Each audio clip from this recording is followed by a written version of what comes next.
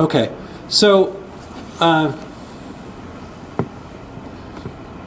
so what does this mean then for an expanded vision of rural education policy and indeed the leadership roles assumed by rural educators and administrators?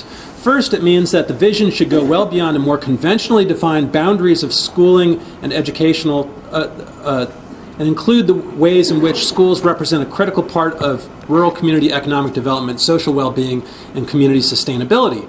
And this vision of rural educational leadership, I argue, is pragmatic. It's not pie in the sky. It's pragmatic in the sense that the priorities of quality educational provision and strengthening communities are not mutually exclusive, but they're deeply interconnected. So rethinking this relationship between rural education and rural development means going beyond a discussion of education that focuses on test scores as a standard measure of academic achievement and school success to reconsider and strengthen the school-community linkage with an eye towards creating new opportunities in rural communities that capitalize on the strong connections and commitments of place that many young people feel in rural areas. And it also means thinking flexibly in ways that take into account these unique assets, the unique conditions that are present within rural schools and rural communities. Okay, so rural schools as drivers of rural economic development.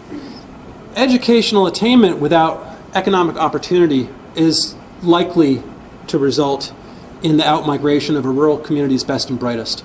But this can be changed if local opportunity structures can likewise be changed.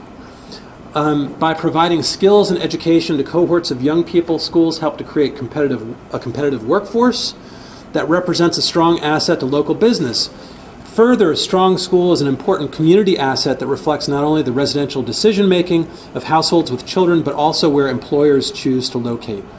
Beyond these factors, however, schools can additionally work in more purposive ways to enhance local economic development opportunities.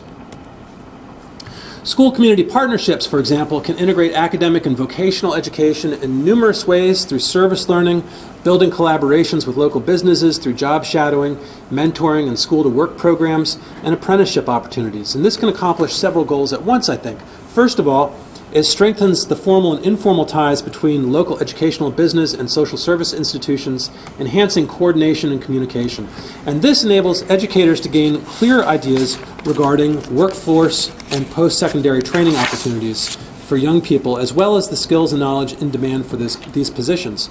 Secondly, it helps to build connections between young people and local businesses. This provides young people with real-world skill building and important opportunities for evaluating possibilities for local employment, while at the same time providing businesses with the possibilities to attract the next generation of workers.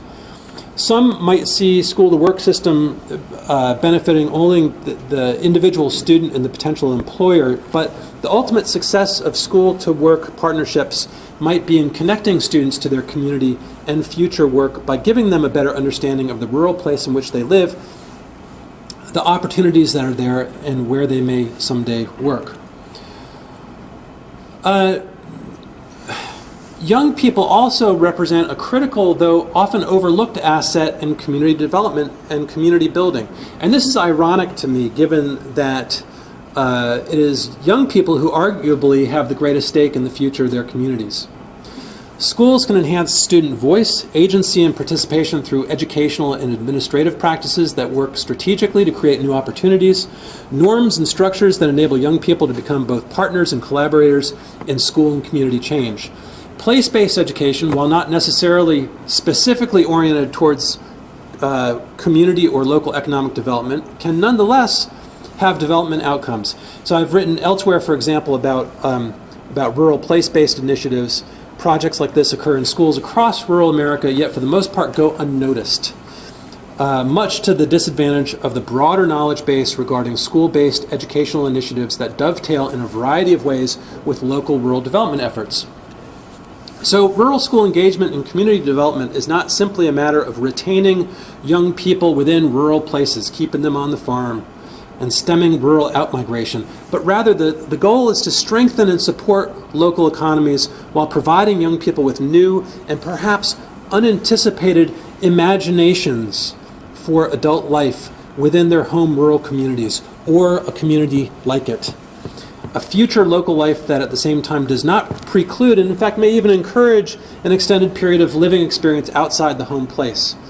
Successful community development efforts will be deeply reflective of local opportunities, needs, and constraints, and therefore, perhaps to the dismay of policymakers looking for a quick fix, both deeply dependent upon local knowledge and resistant to external templates for prescriptive intervention.